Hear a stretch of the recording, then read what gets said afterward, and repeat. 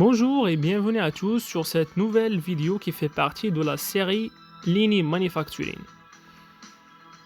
Je vous ai préparé cette vidéo sur le taux de rendement synthétique et global, TRS et TRG. Let's start. Le TRS, taux de rendement synthétique, est un outil qui mesure la performance d'un poste de travail.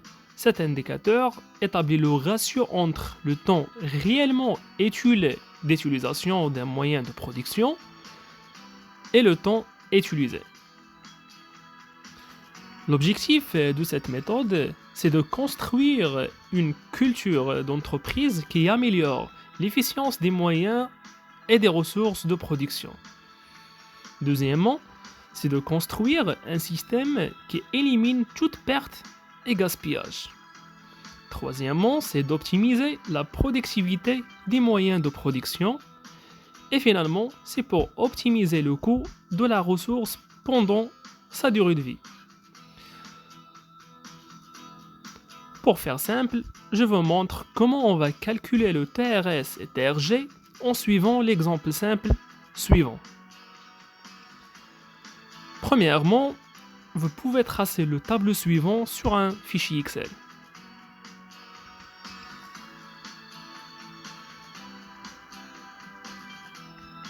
On va mettre sur la première colonne le temps utilisé et sur la deuxième colonne le temps restant. Ensuite, sur les lignes, vous devez collecter ou mesurer les données suivantes. Capacité totale. Supposons qu'on travaille par exemple 9h30, qui va donner l'équivalent de 570 minutes. Donc notre capacité totale est de 570 minutes. Ensuite, si on suppose qu'on a un pause repas de 45 minutes et des pauses de 15 minutes. Alors notre utilisation, qui est la capacité totale moins les repas plus les pauses, est égale à 510 minutes. Ensuite, on va mesurer les pannes. Si on considère par exemple 15 minutes, le temps de fonctionnement brut, qui est l'utilisation moins les pannes, ça devrait être 495 minutes.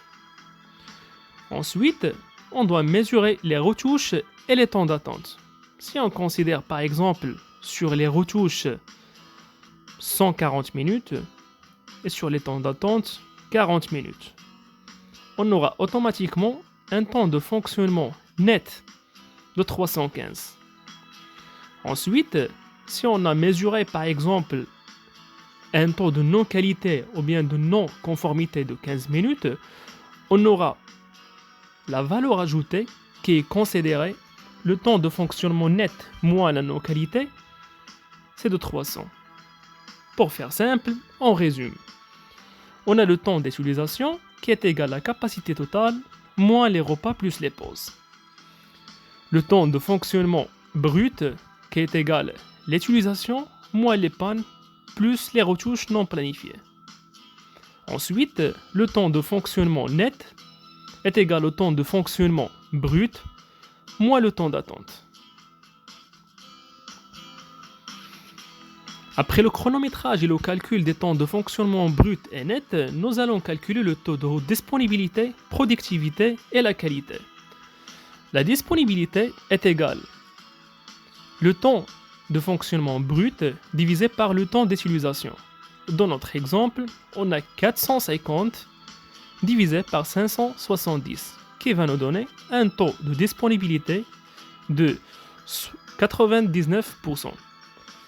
La productivité est égale le temps de fonctionnement net divisé par le temps de fonctionnement brut, qui va nous donner dans notre exemple 315 divisé par 495, qui est égal à un taux de productivité de 64%. Et finalement, la qualité est égale la valeur ajoutée divisée par le taux de non-qualité, qui va nous donner dans notre exemple 300 divisé par 315. Donc on a un taux de qualité de 85%. Ensuite, on va calculer notre TRS qui est égal à la disponibilité multiplié par la productivité multiplié par la qualité. Dans notre exemple, le TRS est égal à 97% multiplié par 64% multiplié par 85%. Donc notre TRS est égal à 52,7%.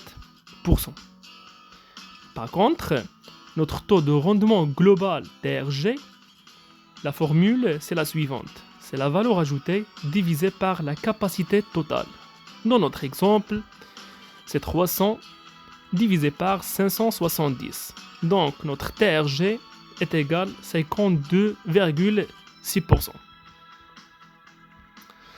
Donc afin d'augmenter le taux de rendement, on doit réduire les gaspillages dus aux arrêts non planifiés, la non-qualité, les temps d'attente, les retouches, etc. Pour bien le faire, je vous recommande d'utiliser la VSM pour bien trouver la source de gaspillage. Le lien de la vidéo de VSM est affiché en haut de cette vidéo. Si vous avez des questions, n'hésitez pas à les mettre en dessous sur les commentaires. À bientôt!